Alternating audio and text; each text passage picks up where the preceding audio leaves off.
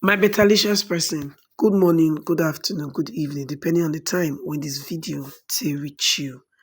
This na Open Heavens devotional for Tuesday will be the 30th day of July 2024.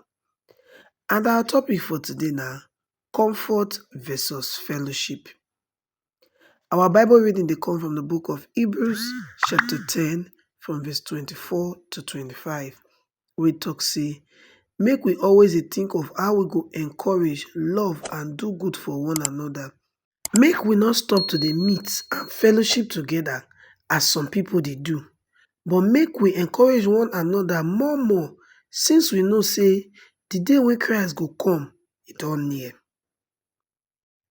Our memory verse for today dey come from the book of Matthew chapter 18 verse 20 wey talk say, anywhere where 2 or 3 people gather for my name, I go dey there with them.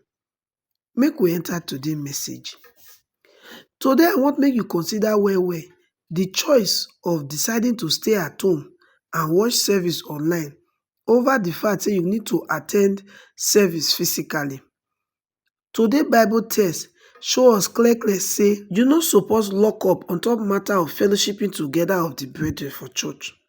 Therefore, if you choose say you want to attend service online, when you know very well say you go fit attend that service physically, you dey forsake the fellowshipping together for brethren for your own comfort. And due to the fact say you choose comfort over fellowship, many things fit follow. Some of these things include say, as you dey say the service dey go on now, you go begin dey pick phone call, or you fit even begin dey browse social media as the service dey go on. Also, maybe you fit even dey eat and you dey drink when you supposed to dey concentrate on receiving the bread of life as the service dey go on.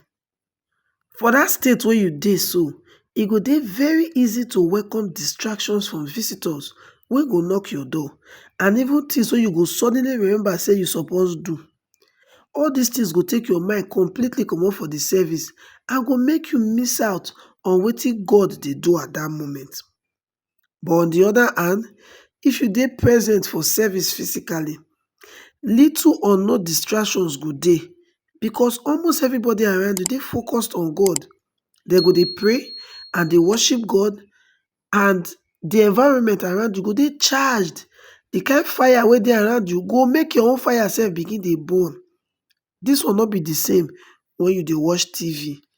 Tell me, if you on your television and television station dey show house wey fire dey catch, you go feel the heat for inside your house as you dey watch am?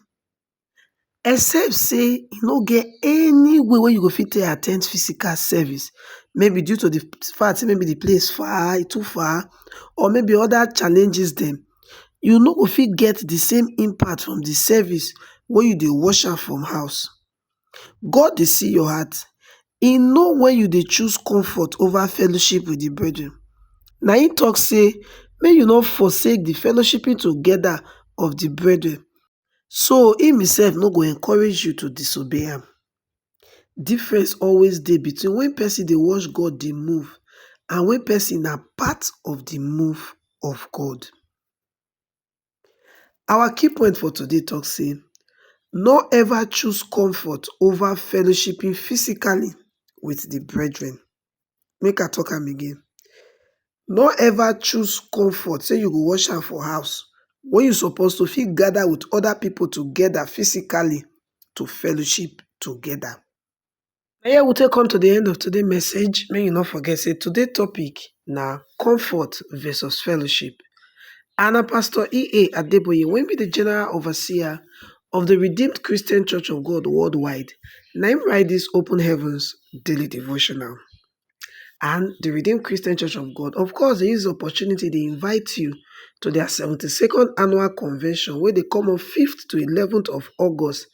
Hope you don dey prepare to attend for the Redemption City of God.